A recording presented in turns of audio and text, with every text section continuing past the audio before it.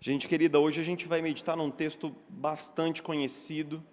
Na verdade, no ano passado nós visitamos esse texto e nós vamos retornar a ele, porque ele é um texto muito fundamental para o momento que nós estamos vivendo e acredito que para todos os momentos, que é Mateus capítulo 11, versos de 25 a 30.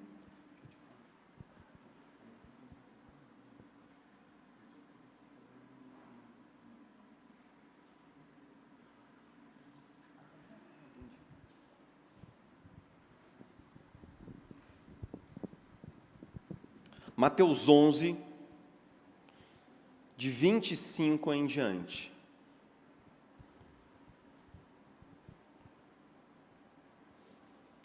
Onde nós lemos assim: Naquela ocasião, Jesus disse: Eu te louvo, Pai, Senhor dos céus e da terra, porque escondeste estas coisas dos sábios e cultos e as revelaste aos pequeninos.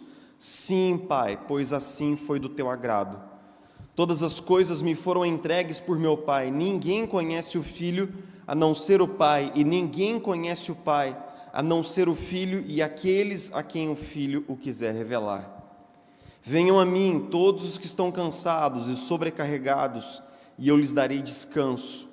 Tomem sobre vocês o meu jugo e aprendam de mim, pois sou manso e humilde de coração, e vocês encontrarão descanso para suas almas, pois o meu jugo é suave e o meu fardo é leve.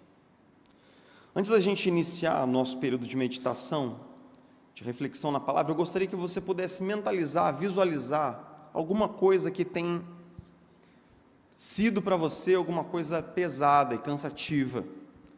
Quando Jesus dirige essa palavra ao nosso coração, Ele dirige essa palavra ao coração de seres humanos que têm filhos para criar, contas para pagar, empresas que têm trabalho, que têm uma série de obrigações e compromissos.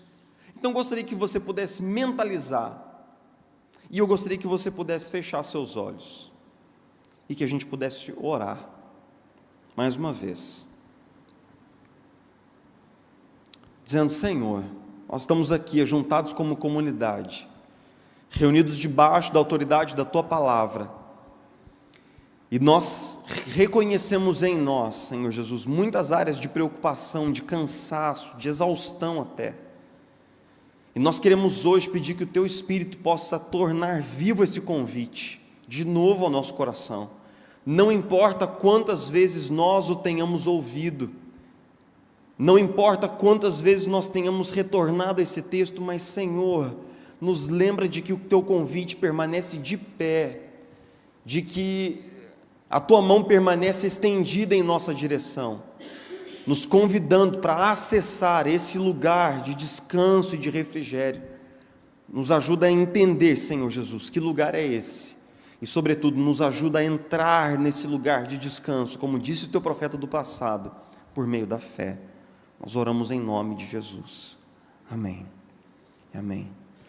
Nós estamos conversando ao longo desse mês sobre as três pessoas da Trindade, nossa relação com cada uma delas. John Owen foi um grande teólogo puritano e calvinista do século XVI, e ele escreveu longuíssimos textos explicando como para nós a doutrina da Trindade é uma bênção, porque nos propicia ter com cada pessoa da Trindade uma relação distinta, no sentido de que nós somos filhos do Pai Celestial, nós somos aprendizes de Jesus Cristo, nós somos templo do Espírito Santo. Cada uma dessas relações é marcada por uma metáfora, por uma simbologia e por uma experiência distinta. Na semana passada nós comentamos como é bom ser criança nos braços do Pai. Como é bom ter um pai, não é verdade? Um pai presente, um pai que protege, um pai que ama, um pai que perdoa. Como é bom ter Deus como nosso Pai. Mas nessa nova experiência de sermos família da fé com Deus, não somente nós temos um pai, mas nós temos um irmão mais velho também. Nós temos esse primogênito de toda a criação, como diz o Novo Testamento, o unigênito de Deus. E Jesus é hoje o enfoque da nossa reflexão. Hoje nós vamos conversar um pouquinho sobre a nossa relação com Jesus e por que o discipulado, o seguimento de Jesus é tão importante e é a jornada mais maravilhosa que nós possamos realizar em toda uma vida. Nós estamos no Evangelho de Mateus. O Evangelho de Mateus ele enfatiza muitíssimo a questão do discipulado. O Evangelho de Mateus ele tem 5 longos blocos de ensino de Jesus. Todos esses blocos são dirigidos aos discípulos. Quem eram os discípulos? Eram os homens e mulheres que estavam ali numa relação de seguimento de Jesus. Eles estavam tendo Jesus como seu mentor, como seu mestre, como seu guia.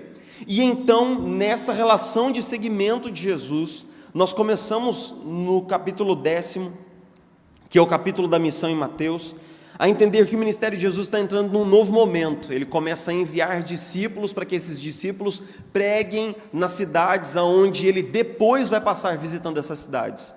No final do capítulo 10º, início do capítulo 11, os discípulos voltam dando a Jesus um relatório do que aconteceu. Esses discípulos eles foram enviados, eles pregaram, eles curaram e agora eles voltam com um relatório.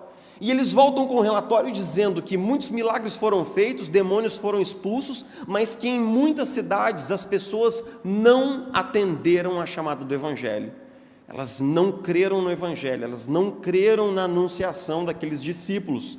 E então, a partir do versículo 20 do capítulo 11, Jesus começa a proferir algumas palavras para aquelas cidades aonde eles haviam pregado, dizendo assim: ai de você, Betsaida, ai de você, Corazim, porque se os milagres que foram feitos nessas cidades tivessem sido feitos em Sodoma e Gomorra, aquelas cidades impenitentes teriam se convertido. Então, no dia do juízo, haverá muito mais rigor para vocês que viram todos esses milagres e não se arrependeram. E então Jesus começa, ao mesmo tempo em que pronuncia uma palavra dura para aquelas cidades que não atenderam ao Evangelho, ele começa a se alegrar e se rejubilar em Deus, porque muitas pessoas atenderam a chamada do Evangelho.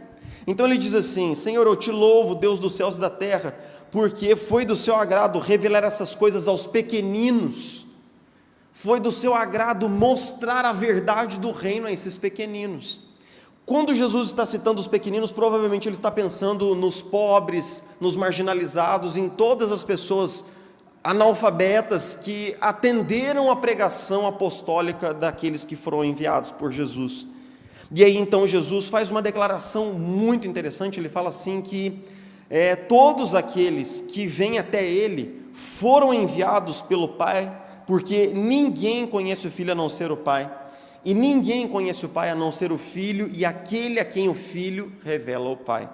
Depois desse dito, Jesus faz aquele que eu considero um dos convites mais maravilhosos do Novo Testamento, porque ele fala assim: venham para mim todos vocês que estão cansados e sobrecarregados.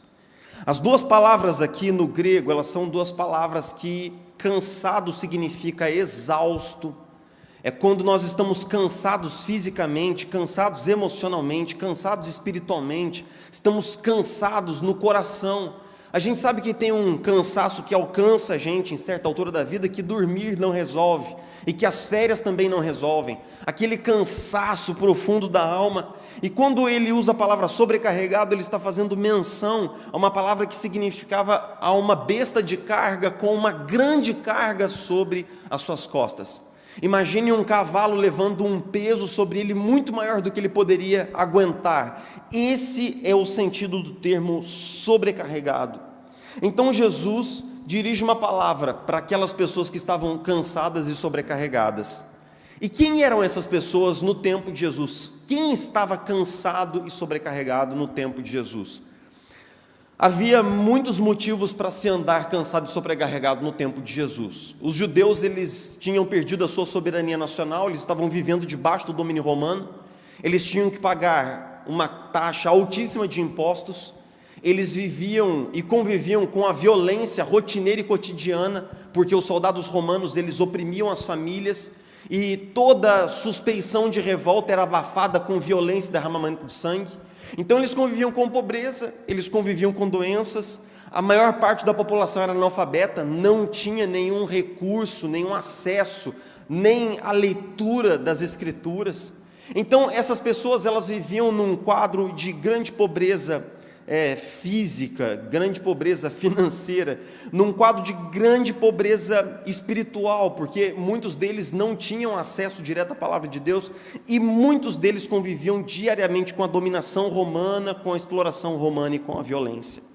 Mas, se você e eu lermos o Evangelho de Mateus de ponta a ponta, você e eu vamos descobrir que essas pessoas estavam sobrecarregadas, além disso tudo que eu citei, pelo fato de que aquelas pessoas que não tinham acesso direto à Escritura, elas ouviam a palavra, elas eram ensinadas por uma elite religiosa, que eram os escribas, os fariseus especialmente. Haviam outros como os saduceus, mas os escribas e fariseus eram, digamos assim, os teólogos do tempo de Jesus, eram os caras que eram alfabetizados e que tinham um profundo conhecimento do Antigo Testamento.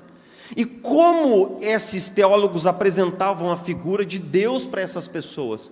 Eles apresentavam a figura de Deus como uma pessoa totalmente distante, como um Deus absolutamente punitivo, e basicamente o que os fariseus ensinavam é o seguinte: para você se sentir ou estar digno de ter um relacionamento com Deus, você tem que cumprir todas as 356 leis de Moisés, para que no final você possa, de repente, ser encontrado bom para se relacionar com esse Deus. Eles viviam assim, numa observação meticulosa de todos os mandamentos de Moisés, e eles apresentavam a Deus dessa maneira para aquelas pessoas: um Deus punitivo, um Deus irado, um Deus distante, para quem nós precisamos performar primeiro para depois entrar num relacionamento com esse Deus. Então vem Jesus, e para essas pessoas ele diz assim: venham a mim. Esse é um convite muito interessante, porque Jesus não está pedindo que essas pessoas primeiro atendam a um checklist de performance espiritual. Ele está convidando aquelas pessoas para que elas se tornem aprendizes dele, discípulas dele, para que elas sigam a Jesus no caminho do discipulado. Venham a mim, todos que estão cansados e sobrecarregados. E aí Jesus faz uma série de promessas maravilhosas. Ele diz assim: eu lhes darei descanso. Ele diz no versículo 28, quando Jesus diz assim: tomem sobre vocês o meu jugo e aprendam de mim, Jesus está simplesmente reiterando o convite ao discipulado, mas utilizando uma metáfora que todas aquelas pessoas conheciam. O jugo, como vocês sabem, é aquela canga de madeira que une dois bois para que eles possam puxar uma carroça ou um arado. No tempo de Jesus, o jugo era uma metáfora do discipulado, porque a ideia é que quando os grandes, os fazendeiros iam cultivar a terra, eles pegavam um boi mais maduro, que já conhecia o trabalho, que não tinha tanta força, pegavam um boi mais novo, que tinha mais força, e aparelhavam esses dois bois debaixo da mesma canga, debaixo do mesmo jugo, para que o mais experiente pudesse ensinar o menos experiente e para que o mais forte pudesse fortalecer o mais fraco.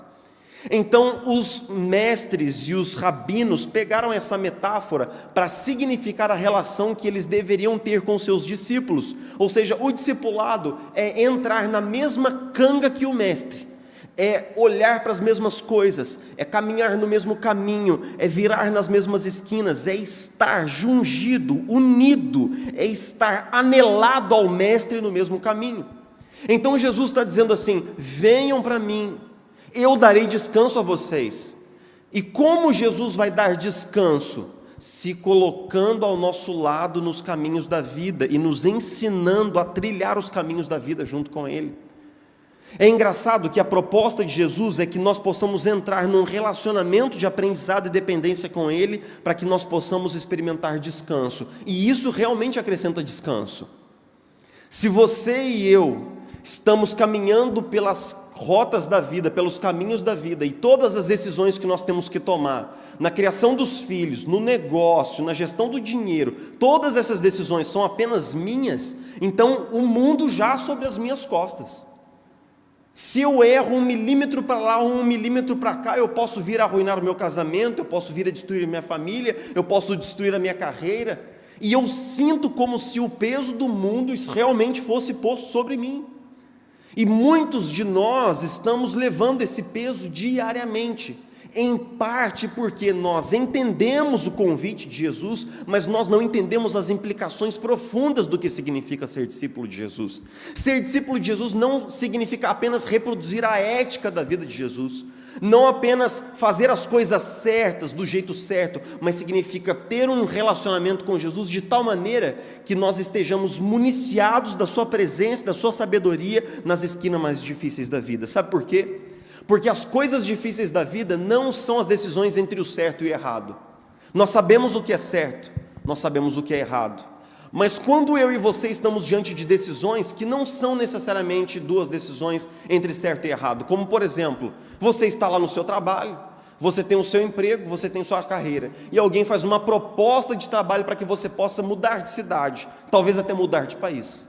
Você pensa assim, bom, eu tenho que fazer uma escolha. Essa escolha, ela não é ruim ficar, não é errada, não é imoral, e nem é imoral ir e decidir mudar de trabalho e de carreira, ok, mas qual é a vontade de Jesus para mim? E onde Jesus me quer? Aonde Jesus quer a minha família? Nós sabemos que Deus, Ele sabe o que é melhor para nós, Deus realmente sabe o que é melhor para nós. Então, quando Jesus diz assim, tomem sobre vocês o meu jugo e aprendam de mim, Ele está dizendo, entre numa relação de aprendizado comigo, entre numa caminhada comigo, eu quero caminhar com você ao longo dos caminhos da vida. E então Ele diz assim, aprendam de mim, pois sou manso e humilde de coração, ou seja, Ele não é um mestre duro, Ele não é um mestre punitivo, Ele não é um mestre a ferro e fogo, como pintavam os fariseus e os escribas, e depois Ele promete novamente, vocês encontrarão descanso para as suas almas, pois o meu jugo é suave, e o meu fardo é leve. A metáfora do jugo, uma metáfora crucial para nós entendermos o que significa ser um discípulo de Jesus, e sobretudo o que significa encontrar descanso em Jesus, porque é o seguinte, o descanso ele não vem como um resultado de alguma prática ou disciplina espiritual. Nesse texto, o descanso ele vem de uma profunda percepção de que eu não preciso seguir sozinho. Eu não preciso fazer sozinho, não é tudo sobre mim. E é aqui que eu quero fazer algumas considerações antes da gente ir para as palavras finais, que é o seguinte. Quando nós falamos que nós somos filhos do Pai Celestial e quando nós falamos que somos discípulos de Jesus Cristo, nós não estamos apenas dizendo que nós estamos reproduzindo a ética de Jesus na nossa vida. Porque isso significaria, por exemplo, ler o Sermão do Monte, aprender o que Jesus disse ali e então cumprir isso, estabelecer isso como uma prática, como o nosso hábito, como aquilo que nós fazemos. Mas a metáfora do discipulado com Jesus, ela vai além e ela diz o seguinte: você não está sozinha diante disso tudo. Você não está sozinho diante disso tudo. A boa notícia é que quando Jesus promete descanso, esse descanso vem de nós entendermos que Ele está caminhando conosco e que agora nós precisamos, como discípulos de Jesus, fazer novas perguntas e aprender a caminhar com Ele. Novas perguntas, o discípulo faz novas perguntas. Eu lembro que eu assisti há alguns anos atrás um filme cristão, em que um soldado romano, ele vê Jesus morrer, e esse soldado romano, ele tem uma experiência de tentar abafar a notícia da ressurreição de Jesus, mas no final das contas, eu não vou dar spoiler, não sei se você já viu esse filme, mas é um filme muito bacana, ele acaba se envolvendo com os discípulos de Jesus, e em certa altura desse filme, Pedro diz a ele assim, ele pergunta assim, para onde vocês estão indo? Vocês dizem que vão encontrar o mestre, mas para onde vocês estão indo? Aí Pedro, no filme, na película, responde assim, eu não sei. Aí ele fala assim, mas como assim você não sabe? Eu falo assim, eu não sei. Eu não sou o mestre, não sou eu que faço o caminho. O meu trabalho não é fazer o caminho, o meu trabalho é seguir o caminho do Mestre. O meu trabalho é seguir o caminho do Mestre. Então o discípulo de Jesus, ele faz novas perguntas, como por exemplo, qual é a vontade de Jesus para mim nisso daqui? Ele não tenta resolver as coisas sozinho, mas ele tenta perguntar, como Jesus pode me usar para ser uma bênção agora? O discípulo de Jesus faz novas perguntas, porque ele está caminhando com Jesus, ele não faz caminho sozinho, ele não escolhe sozinho mais. Ele não está mais assentado na direção do seu carro, ele sabe que na direção do carro está assentado Jesus, ele está no banco do carona, e essa posição de carona lhe fornece uma nova perspectiva da vida. Ele não escolhe sozinho, mas ele faz outras perguntas. Qual é a vontade de Jesus para mim? Por que Jesus me colocou aqui? Por que Jesus me plantou aqui? Então a gente pode mudar a perspectiva em que sentido? Nós passamos uma vida inteira reclamando da nossa família, mas por que Jesus te colocou nessa família? Nós passamos uma vida inteira reclamando às vezes do nosso trabalho, mas a pergunta é, por que Jesus te colocou exatamente nesse trabalho? Nós passamos uma vida nos perguntando, por que não fomos para lá, por que não deu certo aqui? Mas a grande questão é, onde você está agora? E como Jesus quer te usar aí e agora?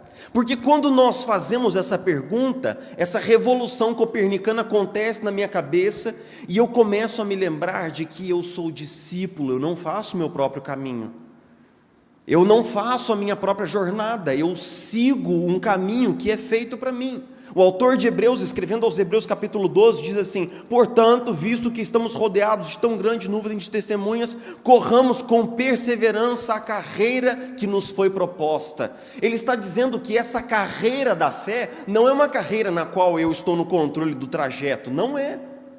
É uma carreira que me é dada por Jesus, é uma carreira que me foi proposta e que eu preciso correr com fidelidade. Então nunca se pergunte outra coisa senão por que Jesus me colocou aqui e o que Jesus quer de mim agora, como eu posso servir o desígnio dele aqui onde eu estou. Porque quando nós fazemos assim, um descanso começa a alcançar a nossa alma. Porque você e eu começamos a descobrir que nós não fomos parar nessa situação sozinhos, e nós não precisamos sair dela sozinhos. O discípulo não precisa inventar um caminho, o discípulo não precisa criar soluções mágicas, ele precisa seguir a voz do Mestre, e eu te garanto, isso traz muito descanso. Isso traz muito descanso. Eu sei que eu tenho contado aqui nos encontros da nossa comunidade muitas e muitas histórias sobre a minha saída do Rio e tudo que acarretou a minha transição para São José dos Campos, para a plantação dessa igreja, mas é que essas experiências ainda estão muito assim na crista da onda da minha percepção. E eu me lembro que nós anunciamos para a nossa comunidade lá no Barreto que nós faríamos uma transição de liderança em julho de 2019. Eu tirei umas férias de uns 10 dias para esclarecer minha cabeça, tomar aquele fôlego final. Quando eu voltei das férias, eu anunciei do púlpito para toda a comunidade que nós iniciaríamos uma transição de liderança, que eu permaneceria ali em 2019, em 2020, mas que em 2021 eu não estaria ali, mas uma pessoa trazida por Deus estaria ali conduzindo o trabalho da igreja. Rapaz, foi uma choradeira danada, eu chorei, minha esposa chorou, a igreja chorou, todo mundo chorou e tal, e aí correu um semestre, e aí no final de dezembro, algumas notícias saem de um vírus muito esquisito rodando a cidade de Wuhan, na China, e de repente a gente começa a saber de os primeiros casos aparecendo no Rio de Janeiro, e em meados de fevereiro, minha esposa senta comigo e fala assim, olha, isso é muito maior do que a gente poderia imaginar. Os casos estão chegando nos hospitais, ela era plantonista do Copador na época, eu já recebi alguns casos no Copador e tal, isso é muito mais grave do que a gente poderia supor. Então o negócio é o seguinte, vai acontecer agora uma série de intervenções governamentais, o que vem em seguida ninguém sabe, mas eu já sei que semana que vem vão fechar todo o Rio de Janeiro. Cara, eu fiquei assim, Primeira coisa que veio na minha cabeça, falou assim, mas cara, e agora? A gente já anunciou nossa saída, e a gente já está começando a desenvolver um processo de transição pastoral, e tal. Foi muito intenso o começo da pandemia no Rio de Janeiro, mais ou menos no início de março, a gente já começou a fazer os cultos, olhando só para uma câmera, como está aquela câmera ali hoje, eu, Daniel, mais 3 pessoas de uma câmera, e a nossa rotina foi mudando drasticamente, agressivamente. Daqui a pouco, eu morava numa avenida que ligava Niterói e São Gonçalo, passava 1 milhão de carros na minha porta todo dia, aquela avenida deserta. Eu comecei a achar que ia aparecer um zumbi andando assim, lentamente nas ruas, assim, com as... né? Mas você vai falar, cara, esse negócio não está legal. E aí eu tive uma reunião com o conselho em julho de 2020, e então o conselho me disse assim, pastor, todo mundo está mudando os planejamentos, pastor, está todo mundo mudando os planejamentos, as empresas estão mudando os seus planos, está todo mundo alterando o que foi programado, o que foi planejado. Então, pastor, o negócio é o seguinte, o senhor fica aí mais 1 ano, a gente continua trabalhando, espera essa pandemia arrefecer, e depois a gente vai ver para onde as coisas vão. Eu já tinha conversado sobre isso com a minha esposa, eu falei para o conselho assim, irmãos, olha, não fui eu que decidi conduzir essa transição pastoral, não foi uma ideia minha. O Deus que me chamou para conduzir essa transição e para começar uma plantação, Ele já sabia da pandemia. Então esse Deus que já sabia da pandemia, Ele agora tem que se virar comigo, tem que se virar com a minha esposa, porque nós vamos obedecer e nós vamos até o fim com isso. E um fato muito importante para a gente lembrar é o seguinte, a primeira vez que nós reunimos uma célula online aqui, foi na fase roxa do Plano de São Paulo, em meados de março do ano passado, quando o Plano de São Paulo, que tinha algumas fases, né, laranja, amarelo e vermelho, aí inventaram uma fase roxa, que era tipo assim, o mundo realmente está quase acabando. No meio desse momento apocalíptico, nossa célula digital aconteceu pela primeira vez. Então a gente pode dizer que a nossa igreja nasceu no pior momento da pandemia, de um dos piores, dos estados mais afetados daqui da nossa União Federativa. O que eu quero dizer é o seguinte, o Deus que estabelece os fins, cuida dos meios. Se Deus te chama para fazer algo, e você obedece, e você vai em obediência, você pode enfrentar todo tipo de adversidade, você pode enfrentar todo tipo de dificuldade, mas o seu coração vai bastante descansado em Jesus, porque você sabe que não foi ideia da sua cabeça, que você está seguindo o Mestre. Então esse seguimento de Jesus, ele acrescenta uma grande tranquilidade no nosso coração, acrescenta paz. Você encontra descanso em saber que o seu caminho não é seu, mas Jesus está conduzindo você. Então eu gostaria que você pudesse entender o seguinte, a grande questão é, por que Jesus te colocou exatamente aí? O que Ele quer fazer por meio de você? Qual é o caminho que Ele tem para você daqui para diante?